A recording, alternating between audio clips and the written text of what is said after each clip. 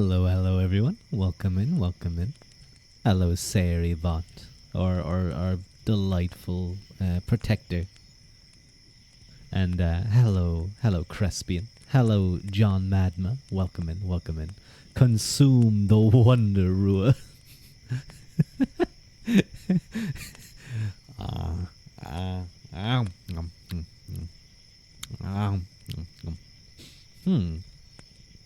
Hmm. He tastes good. He tastes good. Very much probably like a French-made bread or an Italian-made. No, German. I don't know if I'm as good as a German-made bread, but I'm definitely there. And thank you for the head pat, Crespian. Very much appreciated. Hello, what's up? Welcome in, welcome in. How are you guys doing? We're halfway through the week. Let's go.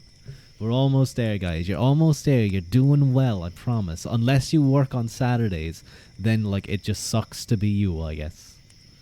It's actually quite nice for us here in Ireland. We get we have a new bank holiday basically. A new bank holiday around this time of year for I think they brought it in like after COVID as like a new thing. No, don't call Sari a bad bot. I'm sorry for anyone who wanted ASMR. I just immediately screamed in your ears. But no, don't call Sari a bad bot. Leave her alone. That's mean, what's up? You're demolishing a pack of glacier fruits right now. I feel like they're gummies. Glacier fruits.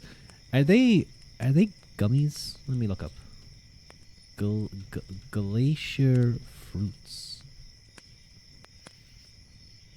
Oh, they are gummies. No, wait. They could be hard candy. Oh, they're foxes. Oh, they are hard-boiled sweets. I see. You know what I had in mind for some reason? I had like fruit pastels in mind. My God, I have not had those in a while. At least it isn't a pack of glizzies. The only two things that I think about when it comes to glizzies is the guy who swallows them whole and then upchucks it and is able to like spit it up in the air and catch it in his throat. Like that's some impressive goblin. And Kevin from that YouTube channel with Uncle Ben. You love fruit pastels, but God, that pronunciation made you shudder. I can't remember what I haven't had them. Fruit pastilles. Oh wait, yeah, it's fried pastilles. No, for some reason I had. Okay, my apologies. I actually Is it pastille? Pastille? I feel like we always call them fruit pastilles.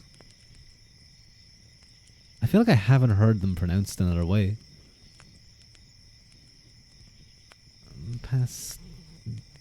Pronunciation. Pastel. Pastel. We say it like pastels over here. Fruit pastels. Am I saying it the same way then? Or did I say fruit pastilles? I don't know. I can't remember now. Hello, Tasty. Welcome in. How are you? Like, I actually had in my mind that they were called pastel. Like Pastel for some reason. I could not remember how they were spelled. But yeah, I just saw the new X. I just saw the new X layout on my desktop. That fucking sucks. That is disgusting. Elon, what are you doing? Like, I understand, like, maybe you want to try and make it a little bit more slick, but, like half of the page is blank. Half of the page is just blank. It looks horrible. And, like, even when I like, open up the sidebar, it pushes everything else to the side. You haven't seen a layout improvement in forever. Oh my God, I know, but I'm doing pretty well, Tasty. Thank you for asking. I remember when fucking Twitch updated their mobile layout, And it literally ruined the app for a while. We say like fruit pastilles, which is like same pronunciation as pastel. Oh, pastil. Pastil? I don't know. You still hate the TikTok ass main page. I know what you mean. They did fix it a little bit. They added back an easy follow thing, and like actually I kind of like the way they've done the follows now. It's a lot better, but just the way they did it for a while was just terrible. Clearly they were trying to be TikTok, but why would you try and be TikTok? You're Twitch. You're not short-term content, short-form content. Like, I don't see why Twitch shouldn't consider going into something like that. I don't see why they shouldn't come up with like their own Twitch short app or something. Twitch Shorts, like hell, you could. Oh my god, you could connect it. Like they have it with their reels. But like, what if you just made a separate app that could literally connect to your Twitch account, and you could see all of the cool Twitch or all the cool Twitches. I don't know. From your like favorite streamers. And then you could go on to the like For You, and it's like a bunch of things that are like tangentially related because they have all this data about what type of content you like. No, I don't want to watch the 30,000 viewer streamer who is mostly just a woman in a bikini. Whenever you use Twitch mobile, you automatically swipe right so you see everyone you're following. I do the exact same. That's the first thing I do. I don't mind that they have the follower thing as like you go to the side to view your followers, because it's kind of like Twitch main page on the thing. You have your side panel for followers, but like it's good that they changed it so that it's way easier to use since their main change. Was your stream was my Oh, okay, that's really kind of you. I'm glad that I was the one good thing to come out of Twitch's change for you. That's really sweet. But yeah, are you saying I'm not useful, Ones Up? What? Are you saying I'm not useful? That's really mean. I'm gonna dock your wages if you keep saying things like that. It's the one time you clicked on something from that page. I remember one time my friend Clonk, L:Q, what wages? Yeah. I know, you're gonna have to owe me money. But I remember one time my friend :Q, he was doing a hand cam stream. And he basically had, I think they were green gloves, but he had it built so that the green screen was like ASCII or something. And it would like follow his hands. I can't exactly remember what it was. Yes, L:Q, computer. You're going to be paying Ruadh for you to work? Well, yeah, that's what happens when you get a subscription. What type of masochism is this? I like calling him computer, Crespy, clearly that's more correct.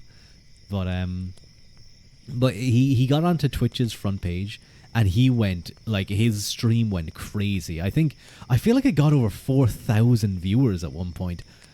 Or I could be completely wrong and it was like over 1,000, but I'm pretty sure it was like 4,000 plus.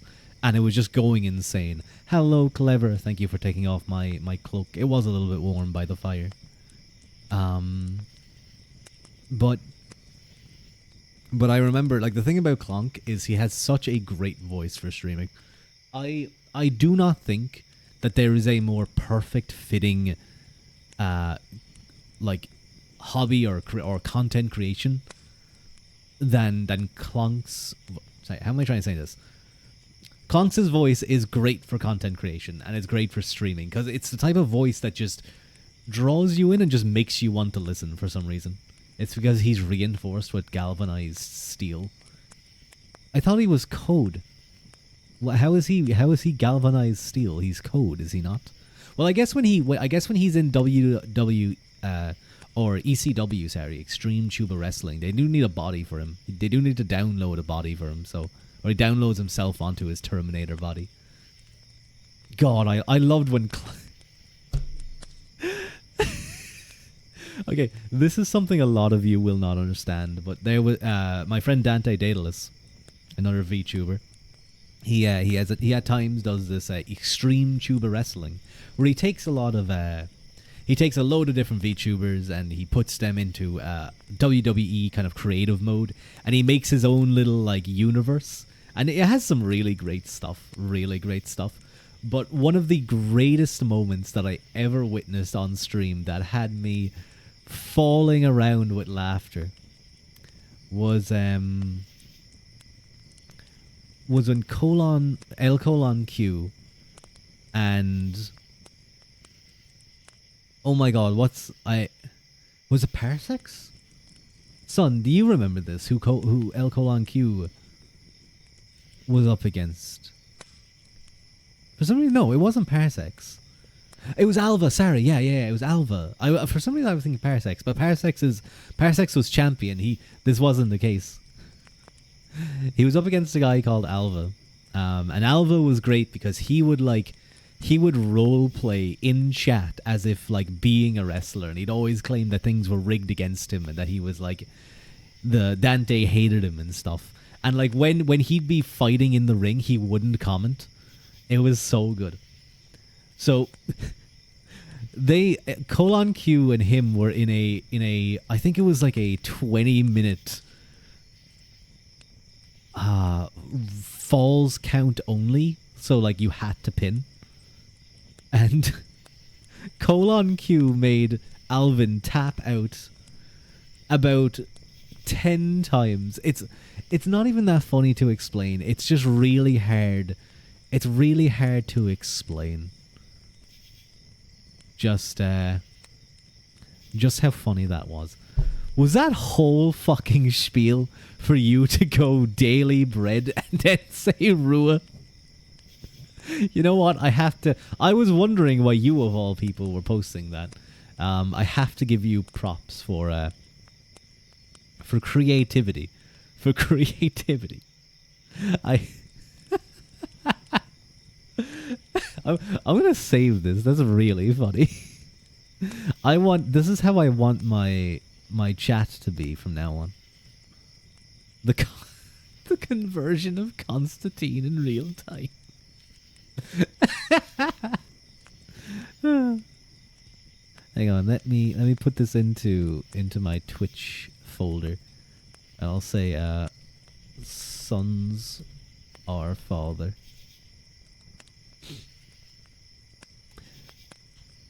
You devoured 2 Ruadh baguettes earlier. Was delightful. I should have a baguette later. Well, not later, but like tomorrow. Ayo, don't AO. Don't EO. No, wait, you didn't AO, you EO'd. What does EO mean? AO is like said when something raunchy or like suspect happens. What does EO? EO. Is that maybe that's like the Japanese way of doing it. EO. It's very close to ero, I suppose. You're having 3 breadsticks. Nice. Love you some bread. Bread and butter has no reason being as good as it is. Has no reason being as good as it is. See, no butter. How does that make any sense? What's up? How can you have bread without butter? Now, I'm not going to pretend like I haven't had bread without butter, because bread itself is pretty good. But butter though, and you put soup in the mix. I bet you didn't even account for soup, did you? You didn't even account for soup.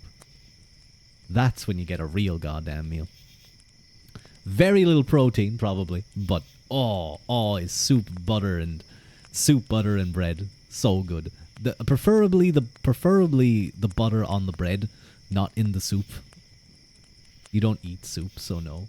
Well, you don't eat soup, what's up? You drink it. You kind of slurp it. You can put other delicious things on bread. To be fair, you can. But like, I mean, what has the creamy goodness of of like good, well prepared, full fat butter. None of this bullshit. I can't believe it's not butter margarine. No, no, no, no, no, no, no. Sometimes you type it like that instead of ayo. Butter up Ruadh. No. You butter me up, I'm gonna be like the greased up deaf guy from Family Guy. I'm gonna run away from you. I preferably won't be naked. Raw garlic on a buttered toast is an immune system boost. Your breath's gonna be stinky though. Your breath's gonna be stinky of garlic, Crestfield. It's gonna be stinky. Dip the bread in sauces in delicious oil. That's not too bad. Like butter is basically just like another type of oil, in a way. Yeah, nerd. Shut up, what's up? Sometimes I put bread in the toaster, but only for a few seconds just to warm it up. What's wrong with you? Wait, no. Is there a position where that might be useful? Actually, you know what? No, you know what? See, the thing is, though, what's up, is I don't think he's talking about toasted. I don't think he's talking about lightly toasted. I think he just means warm bread, which I think could be useful at ways. At ways, but in general, probably not. Warm, untoasted bread is a crime. Yeah, that's kind of where I'm leaning to as well. I feel like there's probably a very niche case where it could be good, but I cannot see it. You know what I haven't had for a while? I haven't had not a grilled cheese. Sorry, what would you call where you just have a slice of bread and then it could be toast, I suppose. Then you just put cheese on top of it. Grilled cheese? Is that what you'd call? Yeah, grilled cheese, isn't it? Yeah, you just put it in and then it just gets all bubbly. And you just eat the grilled cheese toasty. No, but a cheese toasty is like ham and cheese. I guess it doesn't have to have ham, but two pieces of bread put together, one on top of the other, like a breast and a bun type situation where you put two things on top of one thing. It's like an open faced toasties. Yeah. That's kind of what I'm getting at. But I don't know how to call it. That would be a ham and cheese toasty. That's true, but I still feel like cheese toasty doesn't correctly capture this. If it was just one slice, you'd still call it a toasty. See, I can't picture that. Toasty to me, a toasty to me implies a sandwich. A toasty is a sandwich that's been toasted. Or panini'd. You know, you have your little thing and you put the weight down on top of it. Or a sarnie. What? Sarnie? That's a strange word. Not that stinky. Butter actually neutralizes some of the stink. Maybe I should try that. I decided to have some coffee again today. I might start doing that. I might start having one cup of coffee a day. I think that would be good. And I only really have it when I start to kind of, if I'm in work and I kind of start going, and by work what I mean is I'm hunting in the forest, but I'm starting to kind of drop a little bit. Sausage sarnie, cheese sarnie. These sarnie does not sound nice. It either reminds me of sardines, or it makes me think of a carny, like someone from the carnivals. Sarnie's more untoasted though. No, that. If you're relating that to a sandwich, I'm imagining a sardine sandwich, and that's. I don't think I'd like that. An English friend of yours uses sarnie a lot, and it amuses you every time. Oh man! There's a certain place. There's a certain place I get a sandwich from. I've posted it before, and for some reason, it's consistently a very popular tweet of mine. I think it's because I just post big sandwich with a photo of it. But it is a pretty big sandwich, and I want it again. I want it. I want that sandwich with Hunky dory buffalo crisps. Oh, that would be good. Oh, but it's so far away. It's just out of the way to even try and get there. Could I walk? Wait, no, hang on. There might be a plan forming in mind. No, that would take way too long. No, actually, no. Never mind. That would take way too long. Even driving out would be like I thought I kind of misremembered the situation. You want a chip, buddy, right now? I was never much of a. I think I probably tried that. I tried just threw like sausage and a chip into a sandwich or something, like a few chips. But oh man, I haven't had a crisp sandwich in a while. What's up? If you never had a crisp sandwich, good. I know you hate butter, but good proper Irish butter with some nice cheese and onion crisps. Oh, like I know it's like why would you do that? I am glad you agree, What's up? I'm glad you understand the absolute quality that is a crisp sandwich. People don't get it. They don't get it. But they would get it if they just try it. Like there's something about the softness of the bread and the crunch of the crisps it just complements itself so well to prawn cocktail or salt and vinegar. Salt and vinegar isn't bad. There's a few salt and vinegar type crisps that I like, but I'd probably be buffalo flavor or cheese and onion. I know in America they don't have really cheese and onion. They have a cheese and sour cream. I think that's the one they have. You've had crisps with a sandwich, but you really don't like that much crunch in between bread. It's surprisingly good. Trust me. What I've actually started doing, it sort of approximates it while you're having a normal. Hello, Harold. We're actually talking about sandwiches. We were talking about bread, but that was because Son. No, that was because Son had a really funny. He said the Our Father prayer. Our Father who art in heaven, hallowed be thy name. Thy kingdom come, thy will be done on earth as is in heaven. He went through all that line by line. And when he got to our daily bread, he put Ruadh. It made me giggle. Salt and vinegar, fried tato. Always. Taters. Pickled onion is probably your favorite flavor of crisps. Pickled onion? I don't know about that one. I don't know if I'd like that. I don't know if I'm much of a fan of pickles. Space Raiders are so goddamn good. I suddenly have a craving for chipsticks. They were like very vinegary, but I want chipsticks. I want Monster Munch. Oh, I'm getting like, you know what I hated? You know what ones I hated? Cheetos. Or not Cheetos, but like, I think they were like, were they called Cheetos? No, they're not Cheetos. I'm thinking of the American thing. That's the American version, I think.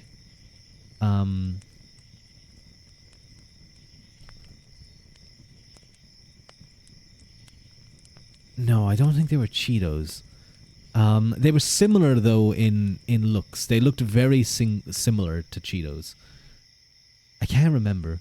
Monster Munch is pickled onion. Is it? Is that what the flavor of Monster Munch is?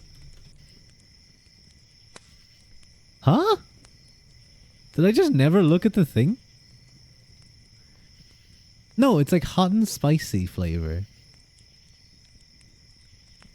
Hot and spicy flavor.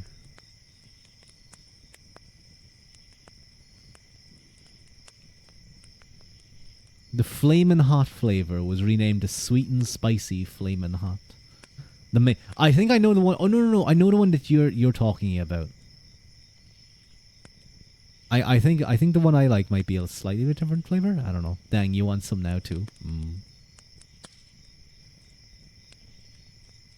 But yeah, I need to go get one of those big sandwiches. The purple packet is that. See, I'm thinking of the orange one. I'm thinking of the orange kind of red one.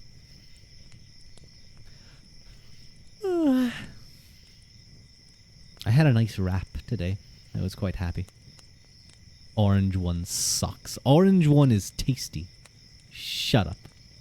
I like when you get to the end of like a bag of Doritos or like Monster Munch, and there's all those crumbs at the end, and you like put your finger into it and you lick it, and you just get like an intense flavor because all the dust has fallen down there. Sometimes that happens, and like it's almost too much. Like it's just like pure dust. It's like, nah, you tip it down your throat. I do it depends. Sometimes it gets like stuck in the bag and you can't get it out. I'll tip it down my throat though. Sometimes. A lot of times I'll do that when there's like kind of the end bits, but I'll use the finger technique if there's like some bits trapped, or like being a little bit angy to get out. Sometimes it sprinkles all over your face in the process. Sometimes it does. Sometimes it does. Do I like sensations?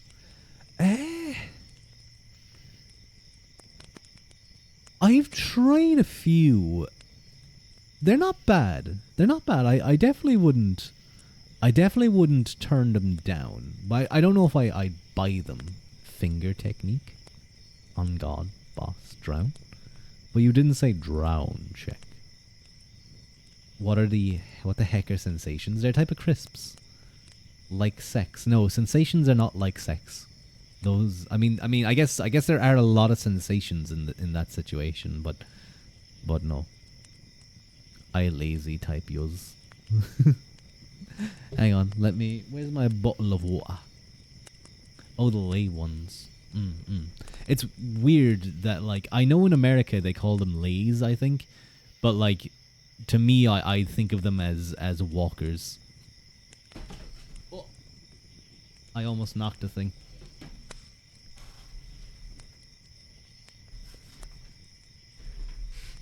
You threw a bottle of water at me. It's just become... I feel like I've almost become numb to it.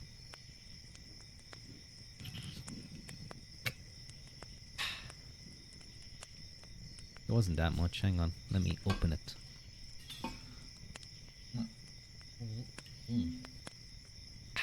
There we go. That was better. You hate the name Lay's. Yeah, Lay's just... I don't get it.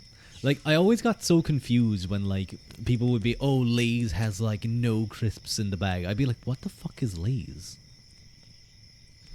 But it's just their brand of Walkers. Frito-Lay bought Walkers, but since Walkers was the go-to brand in England, they kept the Walkers name. Makes sense. I'm quite a fan of Walkers have some nice crisps. Their cheese and onion would probably be one of my go-tos, just for like if I'm just like having a sandwich. And then the the Hunky Dory Buffaloes would be like my alternative. Although sometimes Walkers can be very I think it just depends on the bag. If there's like a tiny little pinhole in it or something. God, I remember trying their 50% less salt version.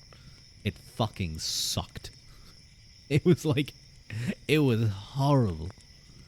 Actually horrible. Their prawn cocktail crisps are so good. They aren't bad. I've definitely enjoyed those. They need salt. They need salt. Crisps are meant to be salty. I eat crisps for the salty taste. You know, I got I think I mentioned this. I mentioned this, but I got like this little health screening thing done. Don't worry, it's nothing like happened. It's just a routine thing that I was able to avail of. So, you know, it's good. It's good to get that type of stuff done and to kind of take on board it. I'm just glad it was kind of like, I'm glad there was a bit of a wait before I did it with Christmas, because like if you go in and get like your blood checked and your heart monitor stuff and lung capacity or whatever else I got done, I can't really remember. Oh my god, I got like 4 vials of blood taken. I was sitting there with my arm like outstretched for a while. That took a while. I was like, ah.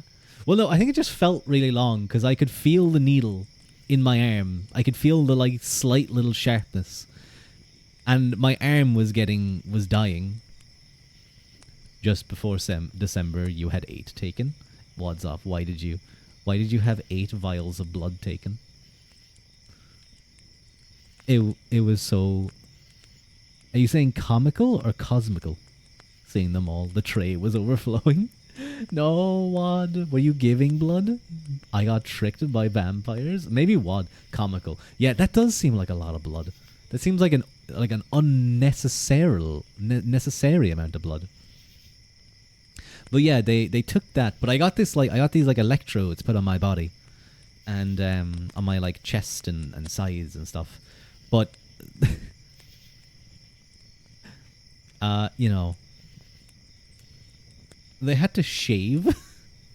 They had to shave a little patch of hair on both sides of my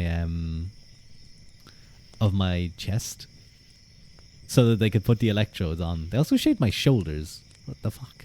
Why would you shave my shoulders? I don't really think there was that much. I think she just ran the razor over.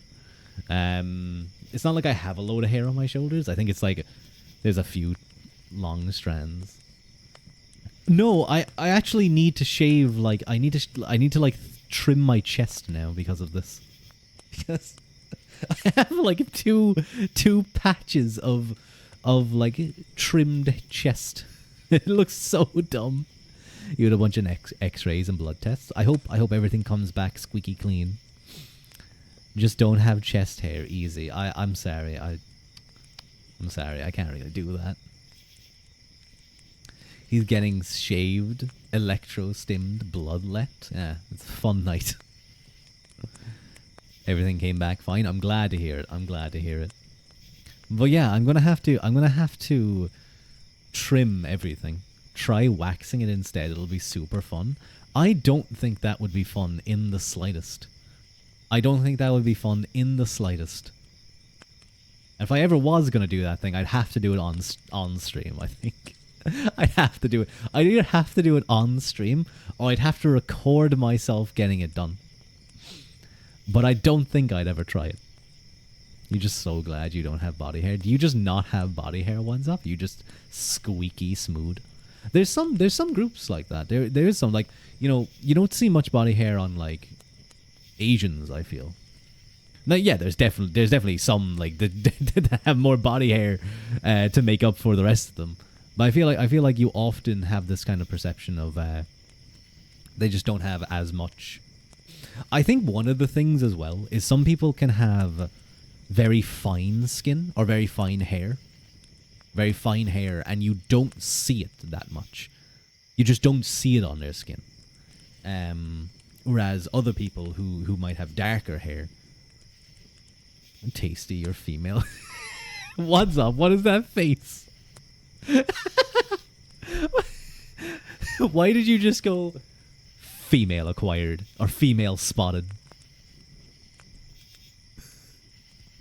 You seem to confuse people a lot. You have about 5 hairs in your armpit and that's it. Whoa. Could you pluck those out? Could you? I can't. I feel like if you have 5 armpit hairs, I want to get a tweezers and go. You've had multiple people be surprised. You don't know why. I just assume that all of you guys are an amorphous blob until one of you like explain what you are. Not certain what you walked in on here. We were talking about I had to get these electrodes put on my body and my chest got shaved. So we're talking about that. You theoretically could pluck them. You guys ever plucked a nose hair? Oh, that's painful. Nose hairs. Oh man, plucking nose hairs. That's sore.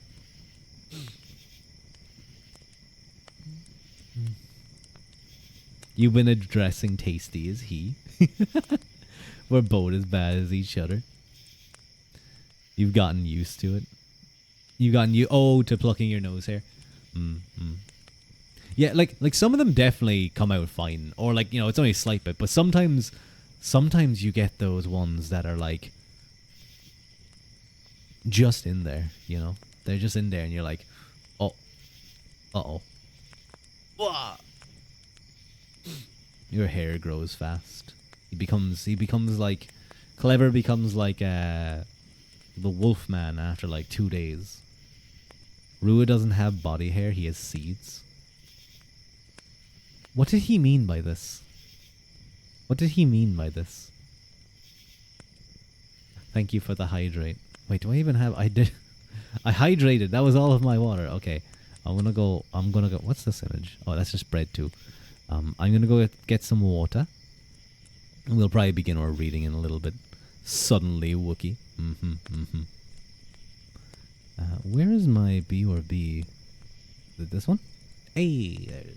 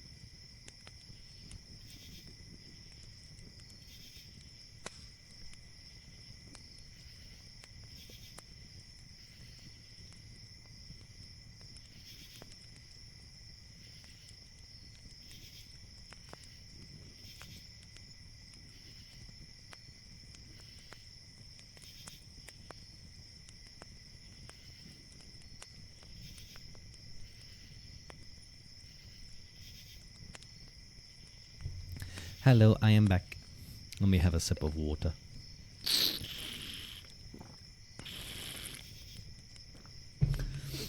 B or B pronounced as breb. Burb. Burb. Baking rye bread. Suddenly Wookie. Yeah, that's what I imagine Clever. Clever will like go to sleep and wake up as a Wookie. That's suckage. Sourdough. Is that I think someone said that was Ruadh or sour Ruadh. I don't know. We gotta have a bread baking stream. I don't know how I would do that. I'm going to be quite honest. I guess I'd have to get a new laptop to have down in the kitchen to be able to stream from there. That would be right. Or I like do everything here. It's just it's just Ruadh putting himself in the oven. Ruadh pan. Wear them VTuber gloves. I do question if I ever do a hand cam stream. Am I gonna wear gloves or not? Will I allow you guys to see my hands? That's a little bit lewd though, isn't it? It's a little bit like leaving you guys see my hands. I don't know if I should. Paint your nails for stream. No. One glove, one bear. What if I got like those fingerless gloves that like the fashionable guys wear? Isn't that what fashionable guys wear? The fingerless gloves? Hands. Show a hairy bat. What the fuck are you saying, Crespian? You could wear those little finger gloves that's just on your fingertips. Exposed hands, lewd. You're wearing fingerless gloves right now. Wadzop's one of those fashionable guys. Grim, you never said hi. Hi. Hi, Grim.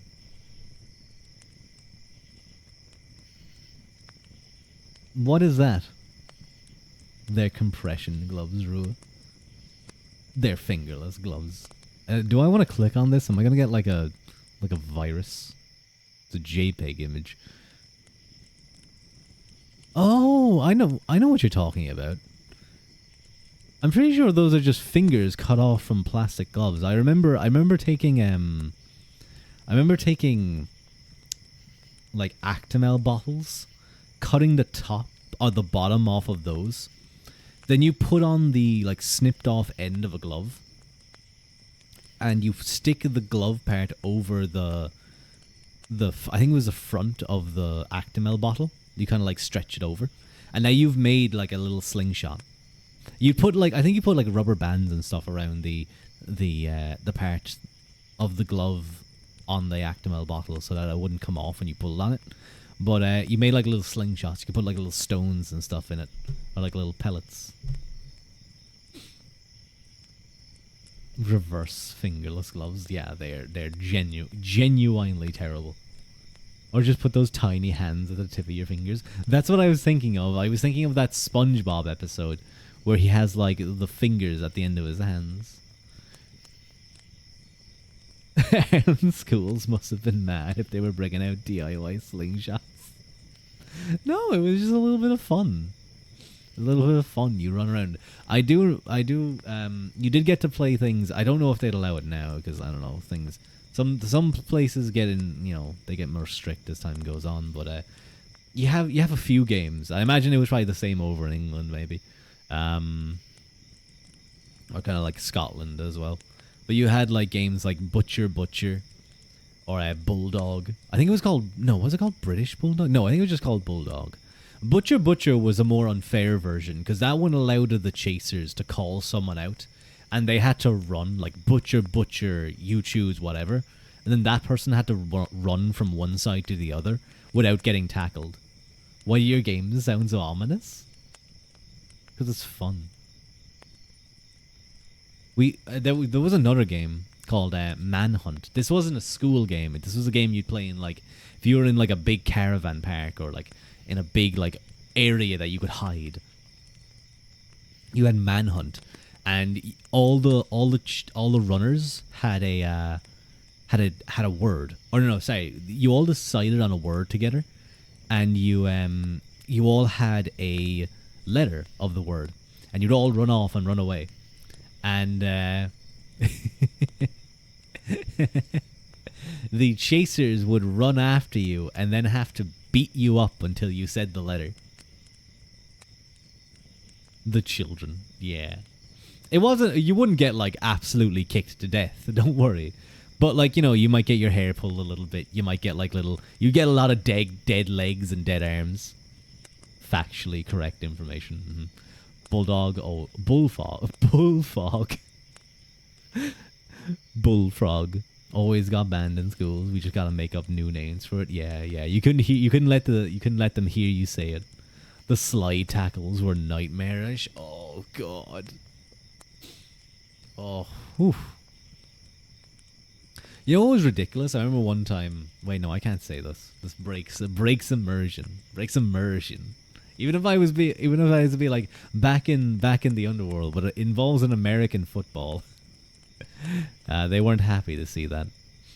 The teachers, they weren't happy with that one, which is really ridiculous because they let us do a whole lot of other stuff that was way more dangerous.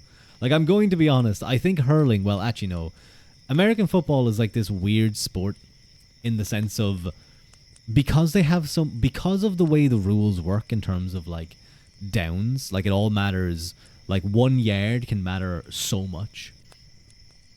It encourages hitting them as hard as you possibly can and driving them backwards. And what this leads to, of course, because they're all wearing armor, is they all just run head first into each other. It also doesn't help that you're able to jump over tackles, which is pretty cool. I have to give it to them.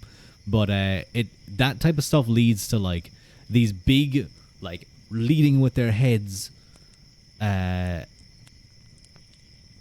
crashing into like the chest and basically concussion city. Got told off for promoting gang activity. You were wearing your masks and wearing a conga line. Were you guys like TF2? You guys like the conga or the COVID conga line? It's kind of based. The COVID congas. The famous gang activity. Congaing safely. Congaing, but 2 meters apart. Because you're not gay. Yeah, straight guys were doing social distancing well before Everyone else, you guys have to accept that one. They started it. Meanwhile, you went stealing doorstops from us and having random lower years giving you doorstops. That's really funny. What's up? I've never heard of that one. I've never heard of someone who stole doorstops.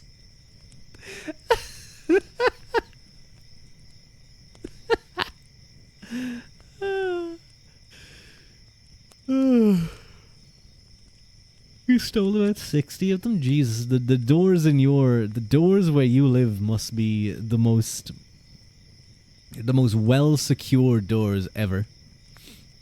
They will not close once they're open. They're in the back garden keeping your fence up. I'm glad you're putting them to good use, especially after you stole them. I remember the springy doorsteps or doorstops, the ones that goes boing, and you could like just flick it. It was fun. Those are fun. I liked those. He's nicking noms. You'll get nicked for that. Hello, Robin Weaver. Thank you so much. Oh my god, why I forgot to take the goddamn BRB off. Why did you guys not tell me? Now I'm embarrassed in front of the new viewer. But hello, Robin Weaver. Thank you for the first time chat. Oh, he's looking. Don't scare him off. Boogly boogly boo. Social distancing with the homies. You guys aren't snug as a bug in a rug in the blankets with your homies. What are you even doing? So true. You need to give them a smooch goodnight. You had a big pile in your room, just different sized doorstops, and your dad came in one day and was like, Storm's about to knock down the fence, and the doorstops were the perfect things. That's good. I'm glad your thievery was put to good use. Breb. Hello, Robin Weaver. It's nice to meet you. Those are very cute emotes. Oh, wait. Hang on. Is that a... Oh, that's Maniko. That's who that emote is. I don't know Capricant. No, wait, I do know Capricant. That name does sound familiar, but I don't think I've watched them. This is a hoarder's dreams. They actually came in handy. I know. But,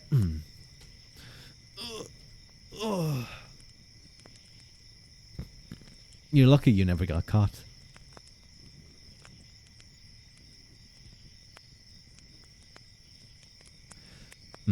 Now, I was about to get into reading. Hello, Oxide06. Hello there. So what kind of genre books you prefer reading? Well, we typically read books around philosophy, history, theology, sometimes mythology as well. A lot of ologies. We're currently reading a book called The Theological Origins of Modernity. We're actually coming very close to the end of it, but we still have a nice bit to go. The Prince? I've read The Prince. I think it's a very, very good book. It's a very, very interesting book. Very much the beginnings of real politic, as one might call it. Love a good ology. Brebology. He reads Breb. The crust says this will be a bad for harvest. Although if you have crust, if you have bread, it suggests it's already been harvested. Got progressively shorter and shorter as time went on. They were trying to stop you. The crust. The theological origins of bread. I don't know, listen. Aquinas was like just one day like, man, what if I just put this like yeast in here and this other stuff? And lo and behold, bread was made. And then Erasmus came along and was like, what if I cut the bread? And that's how we got sliced bread. You're personally a fan of feel-good fantasy, like Legends and Lattes.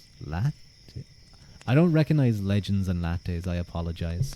But it's been a while since I think the last like non-fiction books that I read were like the Game of Thrones books a couple of years ago. Like I think it was like a year and a half ago. And someone said, "Cook it again," and we got toast. Inferno from Dante. I have not read that. If you like D&D, you might like it. I do. I never played D&D, but I have enjoyed it the odd few times. Erasmus. You should be banned for that one, Zom. You should be banned for that one. But I will definitely check that out. What was it? Legends. What was it? Legend and Lattes. I will check it out. But let's get into our reading for today. We kind of did a very quick intro to Thomas Hobbes's theology just before we finished up yesterday. We had a very long. You said I should be banned for something quite a few times now. I know. I'm very merciful. We had a nice long note about Carl Schmitt and who was it again? Was it Carl Schmitt and someone?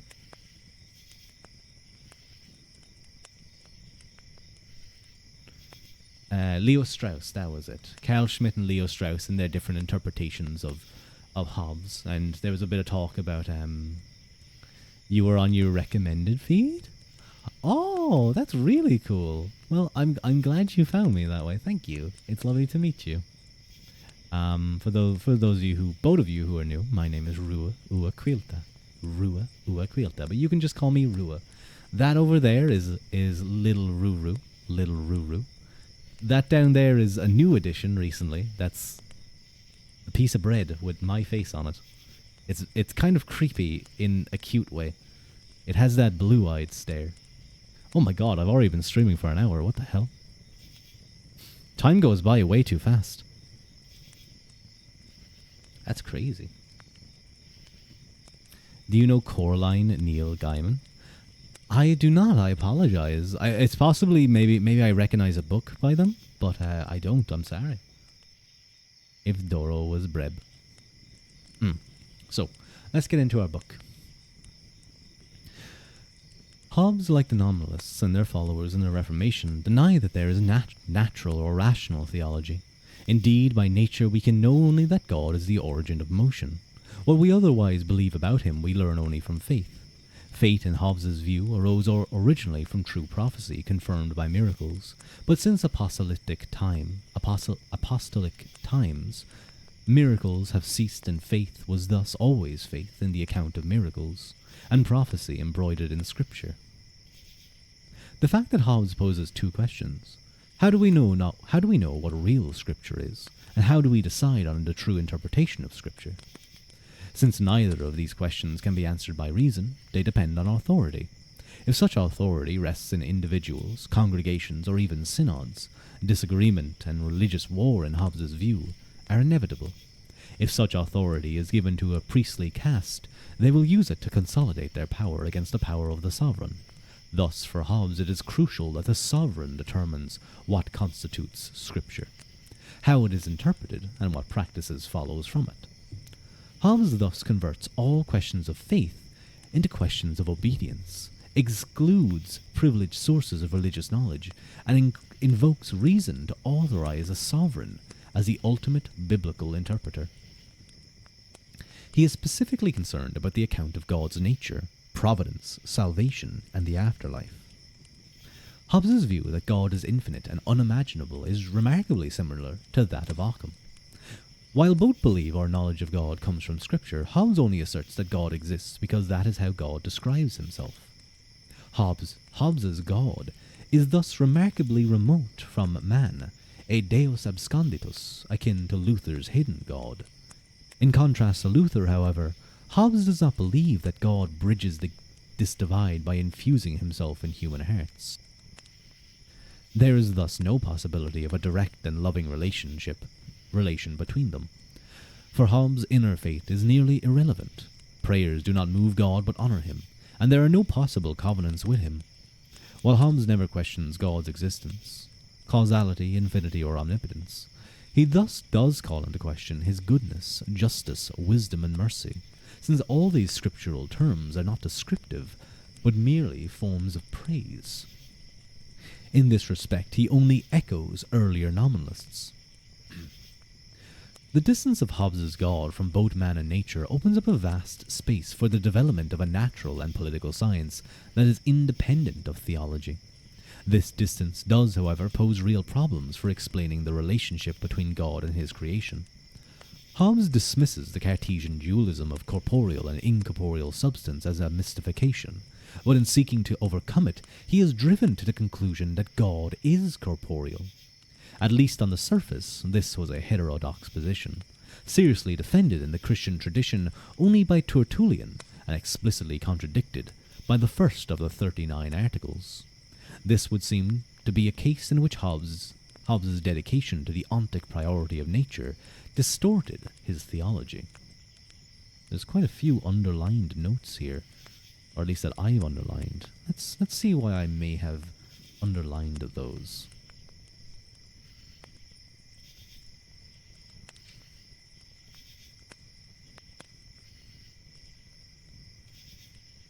Quilt. I like to imagine that people say my voice is relaxing and good for sleeping. Maybe I can be like a quilt that goes over you and keeps you nice and cozy, and you fall asleep too. What notes were these? These were 147, 146, 145, I believe. Was there anything really? 146 and 147? Yeah, we might read these. Martinich points out that Hobbes's insistence that God was corporeal has led some to think that he was a pantheist, like Spinoza. Hobbes does admit that Spinoza spoke more frankly than he did. Quoting, "I durst not write so boldly." However, Hobbes cannot be a pantheist because his God, who acts and commands, is not identical with the world. As Glover points out, Hobbes not only distinguishes them, but asserted that to identify them was to deny God's existence. It is often asserted that while Hobbes himself may have been an atheist, may not have been an atheist, his teaching led to atheism. This argument, however, would seem to apply to most Reformation theologians. And 147, regarding, I think, the claim of heterodoxy. Such a claim would, of course, have left of claiming that God was corporeal, would have left Hobbes open to the charge of occulticism, which would itself certainly have led to his condemnation and probably to his death. Hobbes believed that the idea of an incorporeal God was not in Scripture, but was due to the impact of Platonism on Christianity during the patristic period. Such Platonism was anathema to Hobbes, who believed it was used by the Church to undermine sovereignty. Would piss off the Church. They would a little bit, just a teeny bit, I think. Just a little bit, just anger him just a teeny bit. Appearances notwithstanding, we're back to the main text. The doctrine of the materiality of God may not have been as radical as it first appeared, or as it has often been portrayed. As we discussed above, Hobbes had a different notion of matter than his predecessors. In his view, we have no direct experience of matter, and know it only by inference. His belief in God's materiality is thus analogous to his belief in bodies, since both transcend the senses. This is, however, very much like the traditional belief in an incorporeal God. While such an interpretation may save Hobbes from the imputation that his theology is merely an appendage of his science, it is still hard to see how it can make the interaction of an infinite God and a finite world comprehensible without moving either in the direction of Meister Eckhart's mysticism or Spinoza's pantheism, both of which Hobbes wanted to avoid. To say that God is some small and subtle matter interspersed in everything, as Hobbes at times does, seems to deny the divine infinity that Hobbes repeatedly insists upon. In fact, Hobbes really only needed to focus on the priority of motion and treat body as an assumption we make in order to understand and explain motion. The term body, then, would be the sign we use as a means of explanation. Hobbes could then have defined God consistently as the motion or causality of all things. There's another note here. Hobbes probably does not explicitly develop this explanation because it would seem to vitiate his claim that we can only perceive of a cause as the action of one body on another. The deep problem that Hobbes leaves unexplained is how bodies can be both inaccessible to us and yet essential to our conceptualization of causality. This perplexity could be resolved by admitting that bodies are merely imaginary entities, that is, merely arbitrary signs for demarcating and understanding motion. Back to the text. A second and related difficulty Hobbes faces in attempting to reconcile his theology with his science is in explaining the Trinity. Here the problem arises less from materialism than from his individualism. This was a problem not merely for Hobbes but for all nominalists, since ontological individualism made the notion of a common essence of the three persons inconceivable. Most nominalists were either tritheists or Arians, or some variation thereof, for example, Socinians or Unitarians. Hobbes sought a different solution. He argues in the English version of Leviathan that God is personated, or represented by Moses, the Father, Christ, the Son, and the apostles and doctors of the Church, or the Holy Spirit. While the view contradicted the second of the 39 Articles and pushed Hobbes towards Arianism, he believed it was better founded in Scripture than the traditional Trinitarian view, that in his opinion was a result of the corrupting influence of Platonism on patristic Christianity. The question of the relation of the persons within the Godhead was a vital and contentious question in the early Church and was revived during the Reformation. While Hobbes's interpretation of the Trinity was heterodox, it was shared by a number of dissenting Protestant sects. Still, in response to the fervour evoked by Leviathan, Hobbes modified his account in the Latin translation to bring his interpretation more into line with the 39 Articles. There's a note. One might believe that this alteration reveals that Hobbes was ultimately not wedded to any doctrine, but it is important to remember that the Latin Leviathan was published in 1668, well after the restoration of political and religious authority in England. While Hobbes was willing to argue about controversial issues in 1651, when there was no established authority, he could do so in 1668, because his own argument that he required to submit to established authority. No, Wolf, don't you poke my face. That's not fair. Don't you do that. Bottom, how dare you? How dare you come into my stream? How dare you come into my stream and just call me a bottom like that? Terrible, Wolf. I am not such a thing. Hang on, wait. Do you think, where's the image? I need the sun image. You are the one who keeps skipping on Helldivers. I didn't realize that was I didn't realize that was a characteristic of bottoms. But I promise that I'll be there this weekend. I promise. Where's the image that I'm looking for with sun? There. Nope, not that one. There it is. Oh god, that's really big. No, come in. There we go. Is that the face of a bottom? I don't think so, Wolf. That's the... No, this is friendship. I've explained this before. This is actually friendship. That's so pretty, yes. This was a skeb I got of me and my friend Son Albionus. Skip on spreading democracy.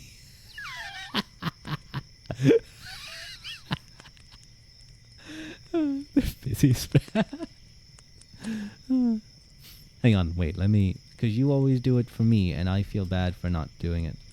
Guys, go follow Wolf. He's a good ASM artist. Straight out of a BL. It literally is. Let me explain to you guys something. I asked.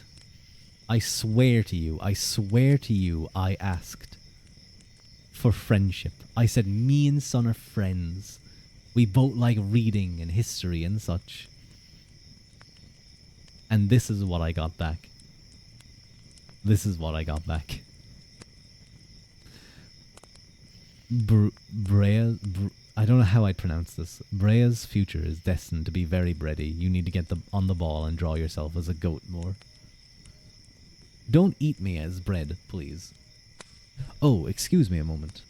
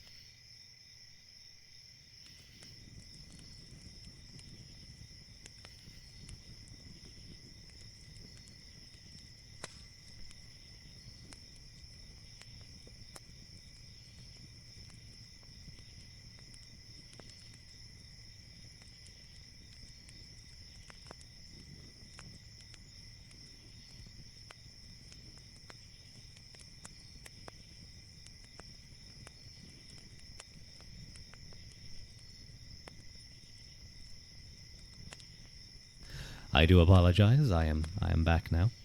I had to very quickly take a call. You'd be good if you could make it to your own stream. Oh no, Wolf. I know you were an eepy little wolfie. Recently. Because I saw Fox post about it. You were in your little den, going eep. Friends, meanwhile, it's tagged mutual pining, idiots in love. No. Why would you call us both idiots? That's so mean. But yeah, the artist has an interesting interpretation of friendship, let me tell you that one. You're always unsure about what to do about your character's cloak pin brooch. You like how it's drawn in this picture? Looks like it's just hammered out. Oh, yes. I like that as well, actually. I like it. It's just a common tag. It's actually beautiful. It's insanely beautiful art. I don't know why. They disappeared then after this. Like, if they would have stayed, if they would have kept this up, like, surely there would have been loads of people skebbing them. You literally couldn't sleep until 6 a.m. Oh, no, Wolf. I hate when days are like that. That's the worst. That's so rough. I hope you manage to get a bit of better sleep. A bit of better sleep.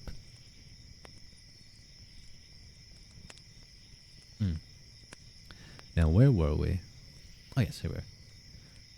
While Hobbes struggled to make sense of the ontological divide between man and God, he was resolute and unvarying in his rejection of the existence of all beings who were supposed to inhabit the ontological space between them. He goes to great lengths to show that angels and devils are not real beings. He also denies that the saints dwell with God and can intercede with him on our behalf. The worship of the saints in his view is idolatry. Although Hobbes' rejections of such beings has been taken as an indication of his hostility to religion, he is no different in this respect than most of the reformers. Although Hobbes, like many nominalists, had difficulty explaining a Trinitarian God, he found it easier to explain the connection between divine providence and mechanical causality. Both the scholastics and nominalists argue that God could act directly, or by means of secondary causes. his initial creation of the world ex nihilo, and miracles are examples of the former. Everything that follows by the actions of one created object on another is produced by the latter. In such cases, while God may still have planned, willed, or foreseen the result, he did not produce it directly. To construct a causal science of motion would be impossible if God constantly intervened in the order of events. Under such circumstances, an analysis of secondary causes would not be useful. Hobbes argues that God acts after the creation only by means of secondary causes, according to a strict and mechanical necessity. Even miracles, in his account, do not violate this law. God foresaw the need of them at the creation and organized the world to produce what appeared to be miracles at certain moments to affirm his messages. Appearances notwithstanding, they thus do not violate the laws of nature. This view would seem to make Hobbes a probabilist, but this is not the case. In his view, God does not overturn his ordained or order, not because he cannot, but because he would have already have done so. The will of God, therefore, can be understood as a concatenation of secondary or mechanical causes that move and connect all things. A bit of better sleep and Ruadh could do with a bit of better butter. That's what I was thinking of. That's what I was thinking of, son. A bit of better butter. That'd make the bitter butter better.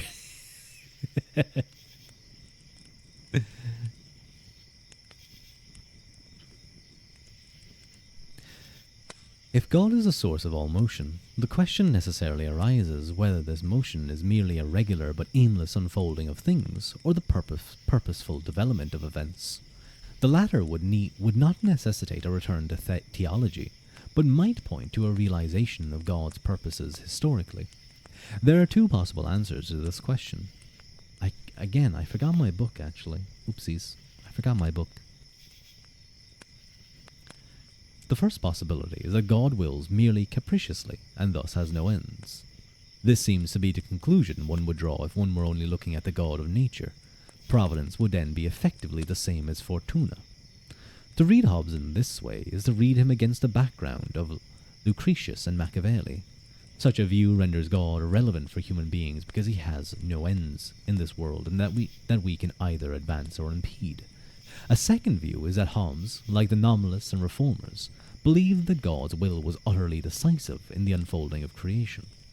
If this is the case, then the goal of all creation would be revealed to us only by Scripture. Hobbes seems on the whole to adopt the latter view.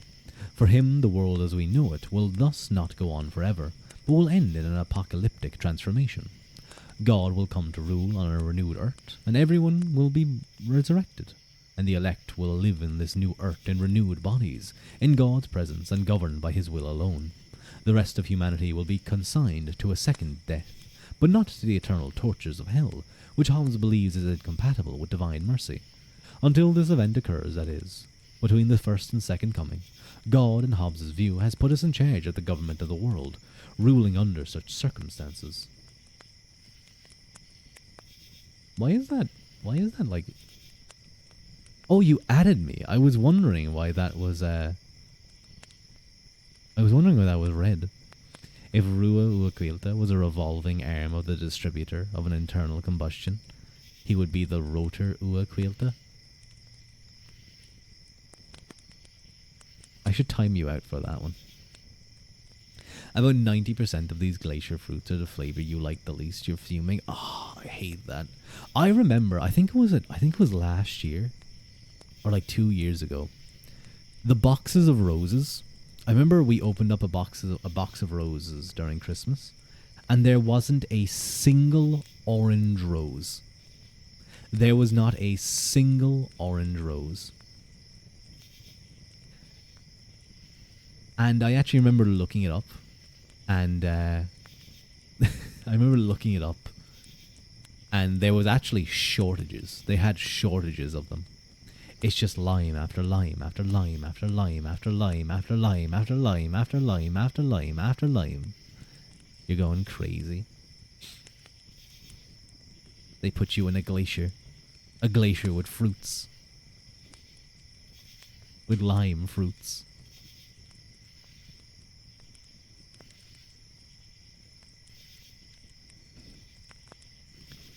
Where were we?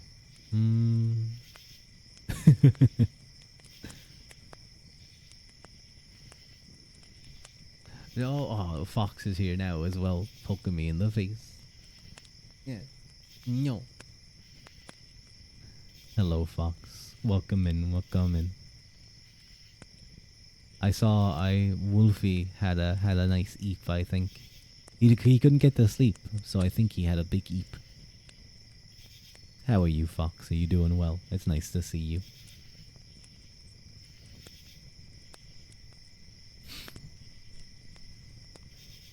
Excuse me. Where were we? Oh yeah, here we are. No, wait, we weren't there. Ruling under such circumstances as we saw above requires a Leviathan. In contrast to Luther, it is thus irrelevant to Hobbes whether the last days are near or far, since we must rule until God returns. The possibility that the world will end thus makes no difference to politics and is no justification for resistance to the sovereign. There is no need to prepare for God's imminent arrival. Excuse me. Oh God, that was probably very loud. I apologize. Imminent arrival, and all such efforts are irrelevant to our spiritual fate. Hobbes's account of the end of the world thus consciously and ironically undermines millenarian arguments for political change. In keeping with his Calvinism and in contradiction to the Arminianism regnant among the Royalists, Hobbes believed that all humans' action in every detail is foreknown and forewilled by God. This is the famous doctrine of double predestination. According to this doctrine, human beings have no free will and are merely manipulated by God. The consequence of this position is that God is the origin not merely of good but also of evil. Like Luther, Hobbes admits this fact, arguing, however, that while God is the origin of evil, he is not its author. The most important consequence of this doctrine of predestination for Hobbes is that it demonstrates that what man does in this world is largely irrelevant to his faith in the next. The highest form of worship is obedience to the law of nature, but this does not have any impact on our spiritual fate. It is true God chooses some rather than others for salvation, but it is also true that he does so for no reason other than his will to do so. Thus, there is nothing that human beings can do to appease or win favor of this God. He is as indifferent to their well-being as he was to Job's. The consequence of the acceptance of this Calvinist doctrine in Hobbes's view is thus the recognition that God neither can nor will do anything other than he has already done in creating the law of nature to aid us in the face of death, and thus the religion can do nothing to quell the terrors of this life. Calvinism, in this roundabout way, prepares the ground for Hobbes's natural and political science. I have a number here highlighted. Or not highlighted, circled. Let's take a look-see. Nope, not that one.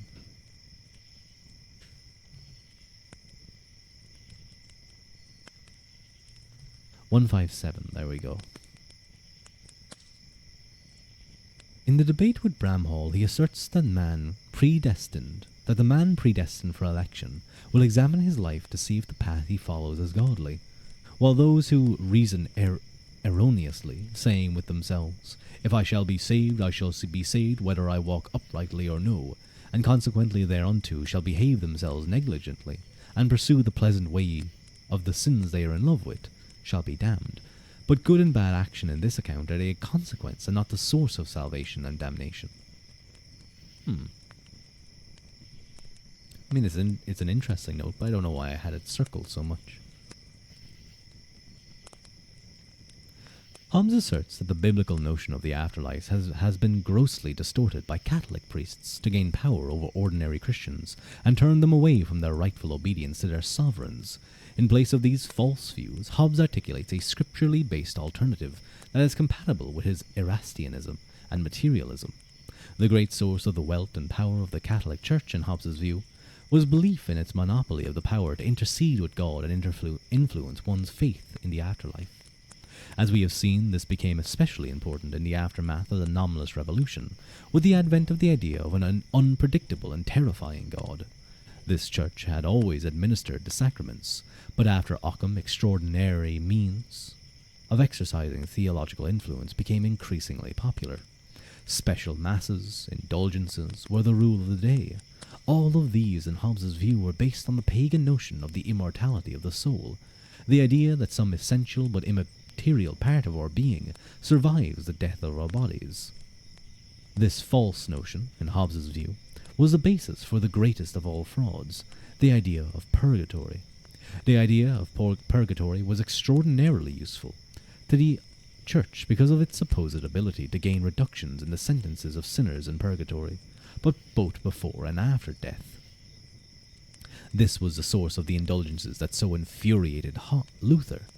In denouncing these beliefs, Hobbes was thus in the mainstream of the Reformation. Hobbes seeks to further reduce the influence the clerics derive from the fear of judgment by clarifying what is to occur on the basis of Scripture. According to Hobbes, Christ will, at his return, will establish an actual kingdom and rule directly over humans. Hobbes ties this interpretation to the coming kingdom, to the resurrection and immortality of the body promised in Scripture and articulated in the Creed. Everyone, in his view, will be resurrected in the body. Some few will be chosen to live forever in the kingdom of God, and the rest will be condemned to a second death, though not to the eternal tortures of hell. There are no unending tortures awaiting the damned. Hobbes thus seeks to eliminate the terrors of eternal damnation. The fears of the fire of hell, in his view, is used by many radical sects to turn men against the state, and in eliminating it, he hopes to strengthen the authority of the sovereign. This argument is unusual, but not without scriptural support. My throat is already getting a little bit sore. I was singing earlier today, so that's kind of getting at me a bit. Conclusion to this Hobbes chapter. Karaoke. No, well, it was a singing class. We were doing. Do you know Bobby Darin? I think his name was. He sang. He sang. Oh God! What did he? What was literally the song I was singing only a moment ago? Not Beyond the Sea. Although I think he did do that one as well. It's amazing how I forget things so easily. It's like, okay, I'm done with this thing. I cast it away from my brain, and it's no longer there.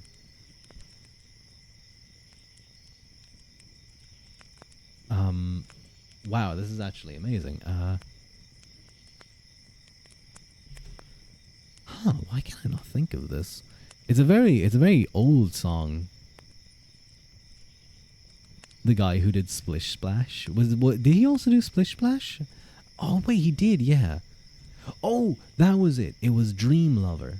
You know, Dream Lover, where are you? With a love oh so true.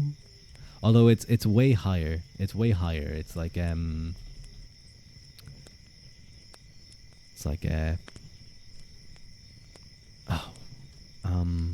high is it again?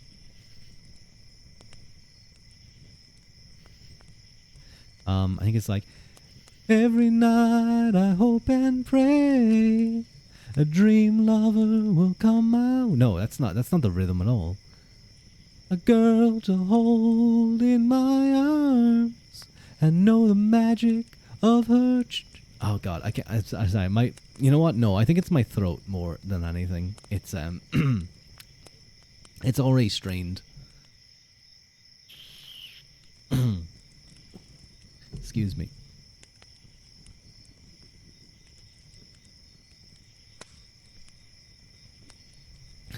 You can see my model, like, whenever I cough, but I have everything muted, you can see the mouth go. What? What? You can see the mouth go open. Watch. You have a nice voice, though. Thank you. Thank you. It's a little bit in the higher range for me. It's a little bit in the higher range. 'Cause I want a girl, yeah, to call my own. I wanna dream lover, so I don't have to dream alone. Maybe someday I'll do it when I actually can sing, and not struggle through. Maybe I'll do like a lower version. I'll be like, every night I hope and pray a dream lover will come my way, a girl to hold in my arms and know the magic of her charms. 'Cause I want a girl to call my own. I want a dream lover so I don't have to dream alone. Dream lover, where are you? With a love oh so true, and the hand that I can hold to feel you near as I grow old. 'Cause I want a girl to call my own. I want a dream lover so I don't have to dream alone.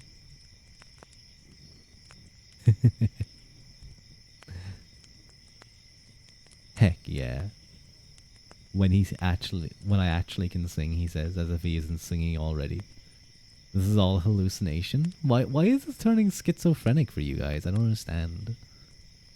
No, I mean like my voice is a little bit strained. It's way easier to go lower than it is to go like kind of into that higher range.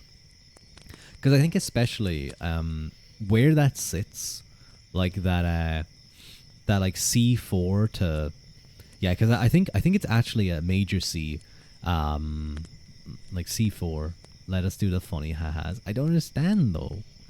Like C4 to like F4 or something.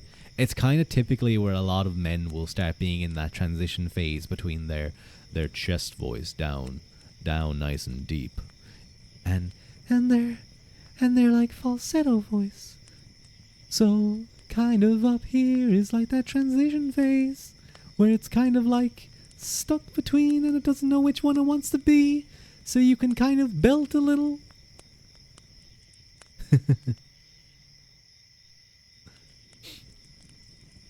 We're actually almost at the end of this chapter. Let's get there. That range is cool, though. It is. I feel like if you can master that kind of mixed voice, I mean, there's a reason why, like, you know, that's really well liked. Of course, I'm like a if no has we revolt with poor brain rot jokes. No, leave my brain alone. You know, typically tenors will have their range will sit higher. But I think, you know, for the average baritone, that's where their transition starts. That kind of transition between the chest and the chest and the head voice. Tenors will sit a little bit higher, and they'll have a nice bright voice up top.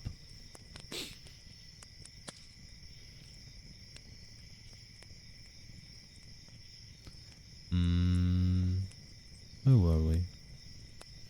Oh yes, here we were. What's up? Please, don't use those words.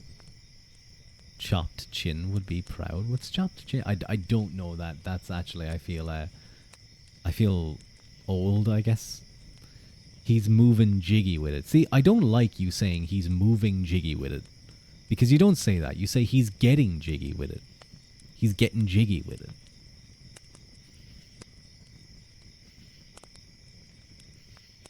What? Okay, I'm gonna read. In a time of relative peace in his native France, Descartes laid out the foundation for a new science in his discourse. In confronting the theological political problem, he simply asserted he held it wrong to do anything to upset the existing order. However, as he well knew, his science would certainly bring about a transformation in the order of things. His contemporaries, however, as we saw, were not deceived. His philosophical and theological views were similar in many ways to those of the Arminians, and as a result he was attacked by the dominant Calvinists in Holland and the dominant Catholics in France. Hobbes too had to deal with a theological political problem, not, however, in a time of peace, but in a time of brutal civil war. In his case there was no regnant church and state to support. Hobbes too had a vision of a science of motion, but he realized that this vision could provide grounds for a political and religious order. Sorry. But he realized that this vision could only be realized if political conditions were more stable. He thus had to provide grounds for a political and religious order that would make science possible. He sought to do so by spelling out an order justified by both natural law and scripture, as revealed by both his science and his theology. The picture of this commonwealth, governed by a mighty Leviathan, resembled in many ways the institutions of Elizabethan England, but it was rooted not in a mere traditionalism, but in reason and a limited form of consent. Theologically, Hobbes found it necessary to depart in two aspects from Anglican orthodoxy, but he was careful that even his deviations were scripturally justifiable. Moreover, his ultimate goal was not to push Anglicanism to the left or to the right, but to bolster it against opponents on both extremes. His interpretation of Anglicanism, however, was more Calvinist than that of his contemporaries, especially on the doctrine of predestination, again in a manner similar to the Anglicans of the previous century. This brought him into conflict with the dominant Arminians and dissident Presbyterians. His fate was thus much like that of Descartes. However, while his theology was attacked in his own lifetime and in the period immediately after his death, it was also silently adopted by people such as Locke and the latitudinarians. Hobbes's God is a being less to be loved than feared. This is apparent in Hobbes's argument that the love of God is best displayed in the obedience to his laws. This God sets standards of good and evil, but they are arbitrary. He governs nature, but he gives it no determinate form or end. He is distant from human life, and human happiness thus depends not on God, but on human wisdom. This is a wisdom that arises out of our intrinsic humanity, out of our finitude and corresponding fear of death.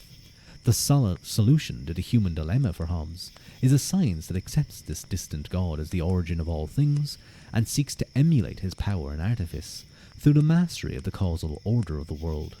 In the end, while God may reign for Hobbes, it is the space he leaves free that is the site for the triumph of the fearful vision that he bequeaths to humanity. Hobbes in this way provides the foundation for the acceptance of the radically omnipotent God that nominalism proclaimed, by showing how this God was compatible with the human mastery of both the natural and political worlds. In doing so, he articulates a doctrine that, in contrast to both Descartes and the humanists, diminishes the divinity of man, and that is also in contrast to Luther, diminishes the role that God and religion plays in human life. While some may see this as just another step in the path of secularization that began with Occam and ended in Nietzsche, it was a stunning achievement, and it was an achievement that was rooted as much in a new theological vision as in science. And unless and until we understand this theological vision, we will be unable to understand either modern science or modernity itself. And now we get into Chapter 8, the contradictions of enlightenment and the crisis of modernity. And this was something that he spoke about very much earlier in the book, I think almost in Chapter 1, many of the contradictions and kind of the crisis of modernity not understanding its origins. Where are we? How long have we been reading? We've been about an hour 40, just under. It's not too bad. I could do you grasped maybe 10% of that. Too cozy. It's also quite heady too. There's a lot of references and a lot of people you need to know. But I'm glad that you are cozy, tasty. I'm glad you're nice and cozy and eepy and maybe getting ready for bed. Eh? Huh?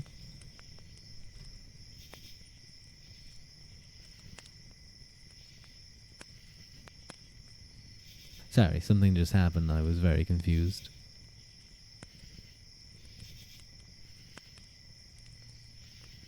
Okay, we're all good now. So yeah, I think I may, even though it's kind of a short stream, excuse me, I may actually leave it there because I do need to get to sleep. Unfortunately, I am early day today for me. Pip, hello. What? Poke on the face. Poke on the... Wait, let you poke. No, you got me in the nose at the end. Oh, damn you. Hello, though, Pip. How are you doing? Are you doing well? It's nice to see you. It's always nice to see you, Pip. But I'm sorry, you came along just kind of at the end of the reading, pretty much. You had to get your poke of the day.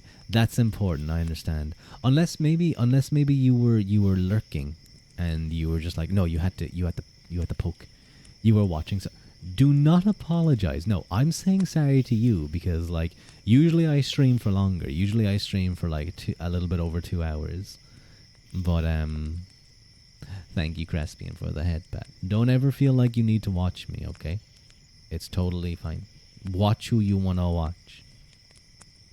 I'm gonna stalk you to that other VTuber's stream, and I'm gonna call him out. I'm gonna challenge him to a fight. Some days it's good to sleep on time. No, I'll beat him up.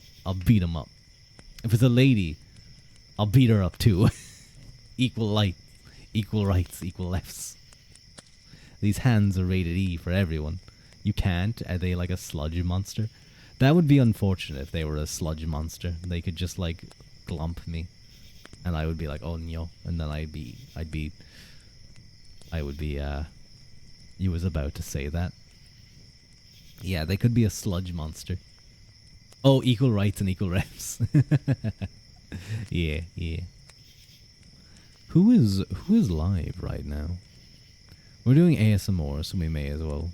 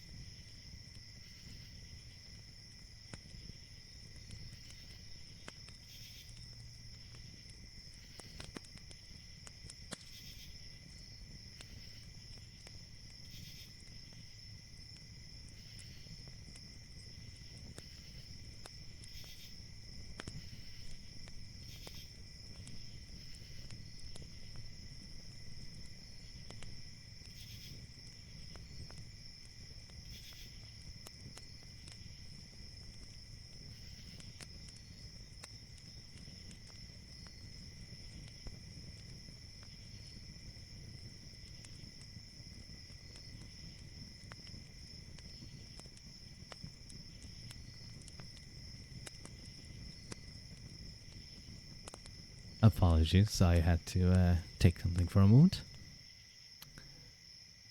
Don't you dare start a fight. Why not? I want to. As it should be. You got your poke, you're happy. I'm happy. You poked me again. Wait. You poked me when I wasn't looking? Pip, how could you? Perfect time to poke in peace.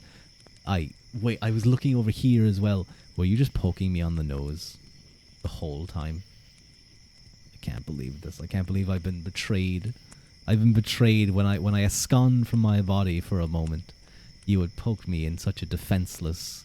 And when I'm so defenseless, you would poke me. I can't believe this. So mean. Who is live? Who's doing ASMR?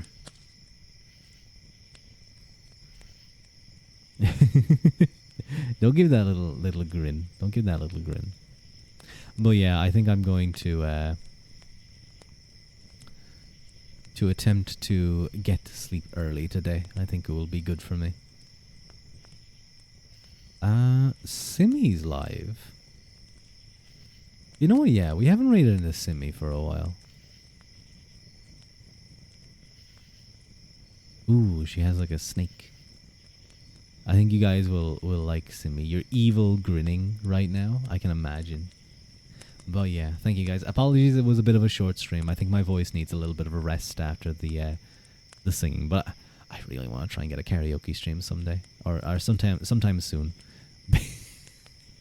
Billy, I can always trust you.